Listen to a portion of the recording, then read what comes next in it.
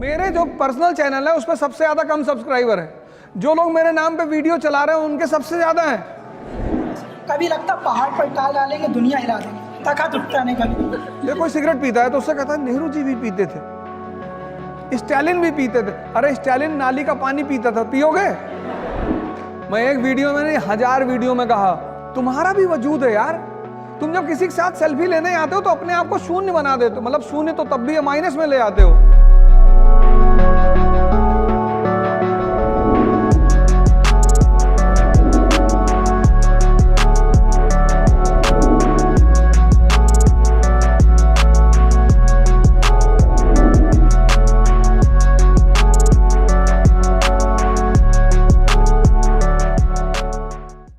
हमारी श्रीमती जी ने हमसे कहा कि यार एक बात बताओ, तुम में और में बेसिक डिफरेंस क्या है?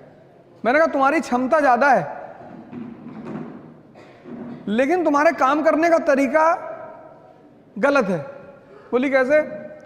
मैंने कहा यार इतना टाइम लगा दो किसी चीज में, तुम कपड़ा खरीदने गई, अब कपड़े को पकड़ के ऐसे देख रही,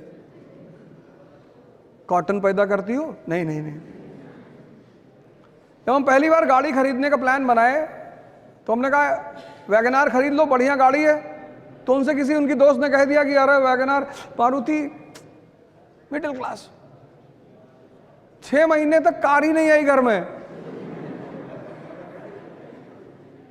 कभी मारुति, कभी सेंट्रो, कभी ये कभी वो। फिर एक दिन मैंने उनसे कहा आओ, चलो आओ, फिर ले गए महिंद्रा के शोरूम में। इसीलिए तो इस देश में तुम संत रविदास को सुनो, मन चंगा, मन पे बात कर रहे हैं। तुलसीदास ने क्या कहा? जाकी रही भावना जैसी। ये मन तो तुम्हें हर बार तुम्हें शादी नहीं करने देगा। अगर 5-6 लड़कियां एक साथ खड़ी कर जाएं कि इसमें चुन लो, फिर डिस्टर्ब कर देगा तुमको कि नहीं ये नहीं। तुमसे खेल रहा है वो, एक पकड़ो, वो तुमसे खेल रहा है और तुम उसको मजा दे रहे हो, तुमसे मजा ले रहा है। कभी तुमसे कह रहा है हिंदी, रामधारी सिंह दिनकर बहुत बढ़िया। अब तुम दिन भर बैठ के सोच रहे हो कि हाँ यार रामधारी सिंह। यही तो मैं कह रहा हूं, डिसीजन लेना है तुरंत। जिस दुकानदार के पास जब जाते हो कोई सामान लेने, अगर वो सामान उसके पास नहीं होता तो पता क्या कहता है? साहब आजकल इसकी सेल नहीं हो रही है, बड़ी शिकायत आ रही साहब। आप साहब एक काम करो, आप साहब ये नया प्रोडक्ट आया साहब बाजार में, बड़ा बढ़िया प्रोडक्ट है साहब। तुम उससे पूछो कि जो मैं मांग रहा हूं वो है? ये तुम बिस्लरी की बोतल मांगे, उसके पास नहीं है, कहेगा हिमालय का पानी ले लो। मैंने पूछा बिस्लरी है? कह रहा साहब बिस्लरी के पानी में बहुत शिकायत आ रही। मैंने कहा है कि नहीं? कहा भैया बिस्लरी नहीं। तो उसको मत खेलने दो, एक डिसीजन लो, और जितना बड़ा एम्बिशन होगा उतना बड़ा खतरा होगा। हाँ, सेल्फ डाउटनेस। कभी लगता पहाड़ पर टाल डालेंगे दुनिया हिला देंगे, ताकत उठता नहीं कभी। तो कभी कभी ऐसा लगता है कि क्या हो, उसको बता। नहीं, तुम अपने आप को आज तक कभी आंख बंद करके अपने आप को समझने की कोशिश की? कितनी बार? 1 घंटे आंख बंद करके बैठते हो?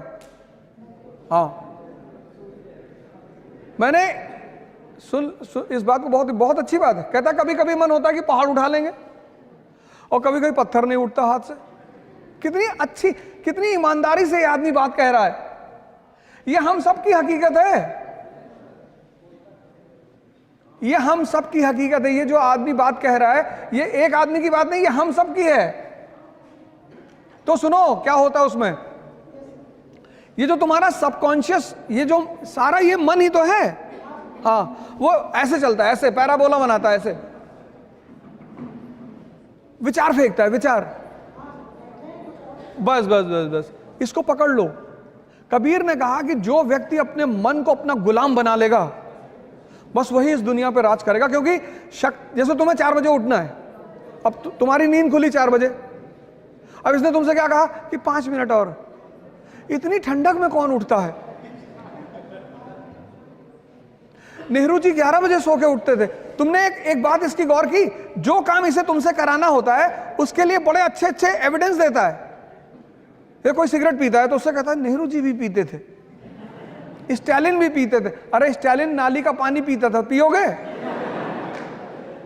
बस जैसे ही तुम्हारी 4 बजे नींद खुले और ये तुम्हें राय देने लगे, उसको राय को पकड़ लो तुरंत कि अच्छा हम ही को समझा रहे हो। इस दुनिया में हर व्यक्ति अपने मन से परेशान है, लेकिन चूंकि वो उसे देख नहीं पाता इसलिए दूसरे को परेशानी का कारण बताता है।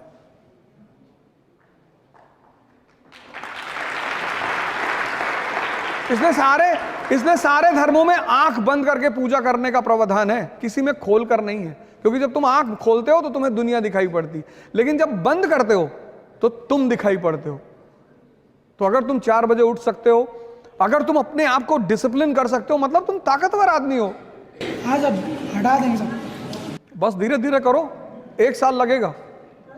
14 साल में भगवान राम भगवान बने थे, मतलब भगवान बनने की विधि 14 साल है, 14 साल करना पड़ेगा।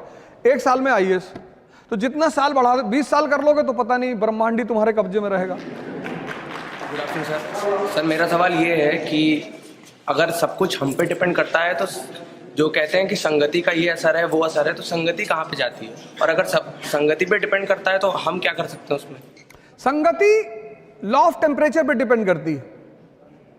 सुन लो, जैसे कृष्ण का टेम्परेचर इतना, साइंस पढ़े हो तो टेम्परेचर का सिद्धांत क्या है?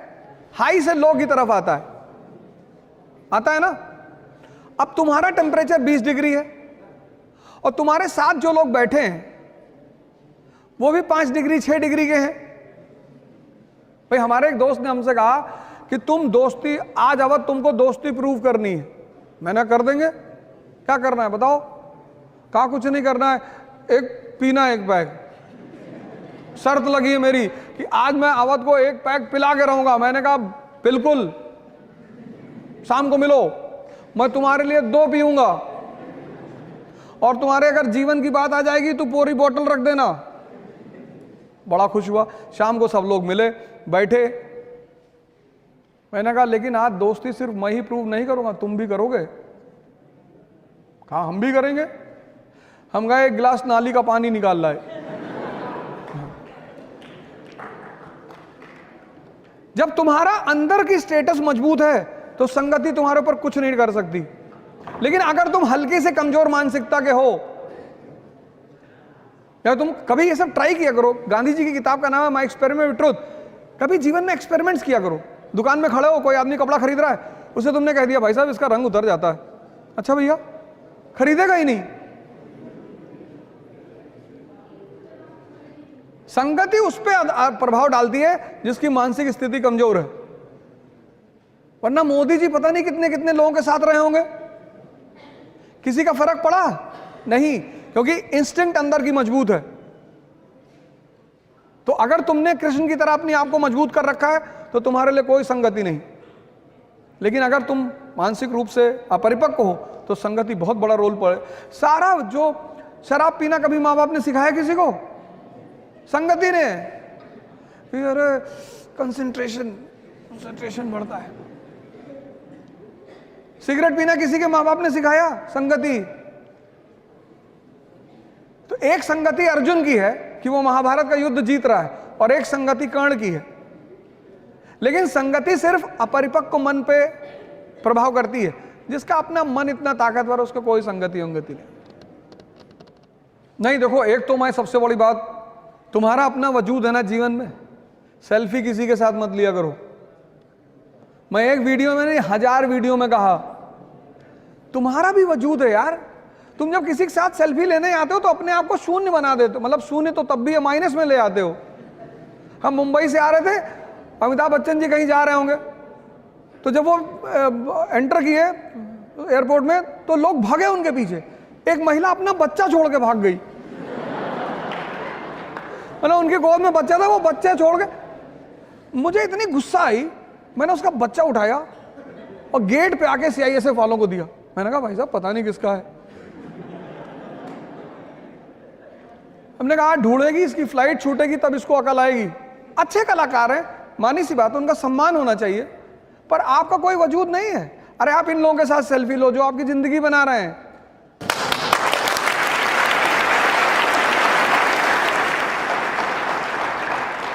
आप किसी को भी सड़क पे देखते हो, भैया भैया, एक नया भिखमंगी कम्युनिटी पैदा हुई है सोशल मीडिया पे। Please like and subscribe.